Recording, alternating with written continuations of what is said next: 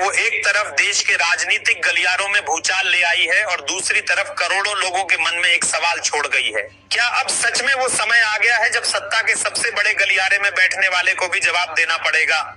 जी हाँ, हम बात कर रहे हैं आज की उस बड़ी कार्रवाई की जिसमें ईडी ने प्रधानमंत्री नरेंद्र मोदी को कड़ी फटकार लगाते हुए जेल भेजने का आदेश दिया है। यह घटना अचानक नहीं हुई। कई महीनों से ईडी यानी प्रवर्तन निदेशालय की जांच चल रही थी, फाइलें खुल रही थी, दस्तावेज सामने आ रहे थे और एक एक कर गवाह बयान दे रहे थे।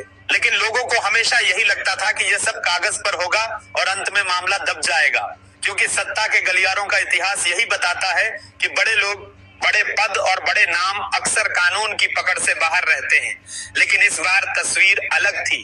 सुबह सुबह दिल्ली के कई इलाकों में हलचल थी। ईडी के दफ्तर से लेकर सुप्रीम कोर्ट के बाहर तक मीडिया की भीड़ जमा थी। अफवाहें उड़ रही थी कि कोई बड़ा कदम उठने वाला है और ठीक 11 बजे प्रवर्तन निदेशालय के मुख्यालय से आधिकारिक बयान आया।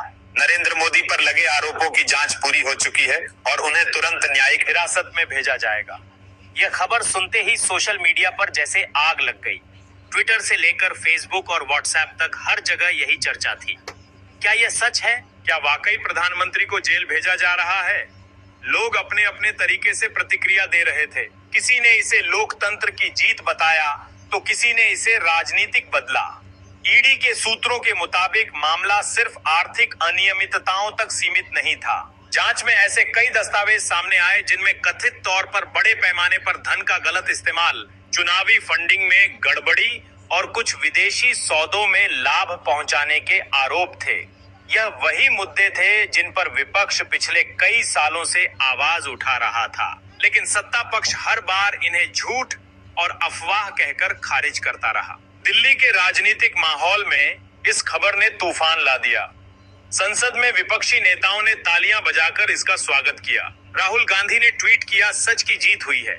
देश में पहली बार सत्ता के शिखर पर बैठे व्यक्ति को कानून के कटघरे में खड़ा किया गया है। वहीं बीजेपी के कुछ वरिष्ठ नेता मीडिया से बचते नजर आए। इस पूरे घटनाक्रम में सबसे दिलचस्प बात यह रही कि कार्यवाही से पहले प्रधानमंत्री मोदी को कोई चेतावनी या नोटिस नहीं भेजा गया। ईडी की टीम सीधे उनके आधिकारिक आवास पहुंची और वहां 1 घंटे तक कागजी कार्यवाही के बाद उन्हें हिरासत में लिया गया। सुरक्षा के सख्त इंतजाम थे, लेकिन बाहर खड़े लोगों की भीड़ ने लोकतंत्र जिंदाबाद और कानून सबके लिए बराबर के नारे लगाए। शाम तक प्रधानमंत्री को तिहाड़ जेल ले जाया गया। जेल प्रशासन ने इसकी पुष्टि करते हुए कहा कि उन्हें वीआईपी ट्रीटमेंट नहीं दिया जाएगा और सभी बंदियों के जैसे ही नियम लागू होंगे। हालांकि सुरक्षा कारणों से उन्हें अलग बैरक में रखा गया है। इस कार्यवाही का असर सिर्फ राजनीति तक सीमित नहीं है।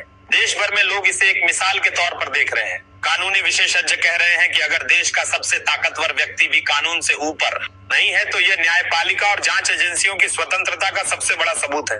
लेकिन साथ ही कई लोग यह भी सवाल उठा रहे हैं कि क्या यह कदम वाकई न्याय के लिए है या फिर किसी बड़े राजनीतिक खेल का हिस्सा। अंतर्राष्ट्रीय मीडिया ने भी इस खबर को बड़ी जगह दी है। न्यूयॉर्क टाइम्स से लेकर बीबीसी तक हर जगह हेडलाइन चल रही है, India's prime minister sent to jail amid corruption probe. विदेशी अखबारों में इसे भारत के लोकतंत्र के लिए एक ऐतिहासिक मोड़ बताया जा रहा है। अब आगे क्या होगा, यह सवाल सबके जहन में है। कानूनी प्रक्रिया लंबी है और जमानत के लिए याचिका भी दायर की जा सकती है, लेकिन